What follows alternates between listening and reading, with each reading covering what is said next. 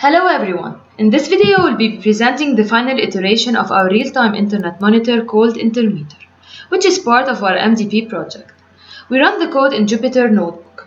In previous iterations, as we were picking the appropriate algorithm for our study, we decided to firstly try working with traditional unsupervised ML algorithms, linear regression, because our data was unlabeled. The obtained results were very poor, so we shifted towards deep learning after some research done. We found that LSTM could possibly work, as it is a recurrent neural network used to forecast time series. However, there was an insufficient number of features and a random variation of the number of announcements, which were not following a certain pattern in different networks. Each autonomous system had data varying independently, and the training would take a lot of time, which was not to our advantage. Our predicted and actual data were shown in a graph to see how close they were, and we concluded that there was overfitting in the model.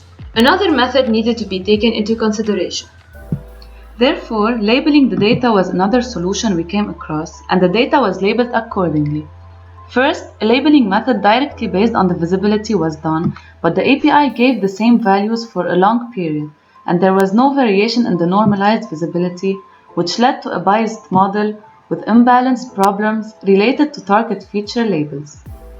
Consequently, it was not useful for the model, and we discarded it.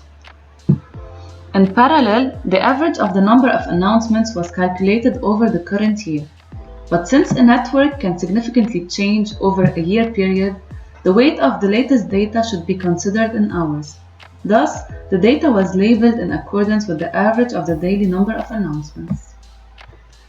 A table showing the results is given in our submission, where hourly corresponds to the average of the number of announcements over the past 2 hours, average of the number of announcements over the past year, and visibility to a labeling method done based on the visibility of the prefix.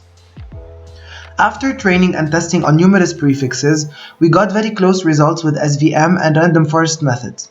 For example, the prefix 91.232.100.0 gave the following results, as we can see here after the training and testing was done. An accuracy score of 6.69, 0.64, and a recall score of 0.83, which is considerably good. And after some research was done on the differences between both methods, because we used SVC and we used random forest, we chose random forest as our algorithm because it achieves better performances than SVM and its implementation is faster. Hyperparameter tuning was made to obtain the most accurate scores using grid search CV imported from sklearn model selection. So here we have, as we can see, the parameters that can vary, and we picked the best estimator, which is the one with the best mean score here.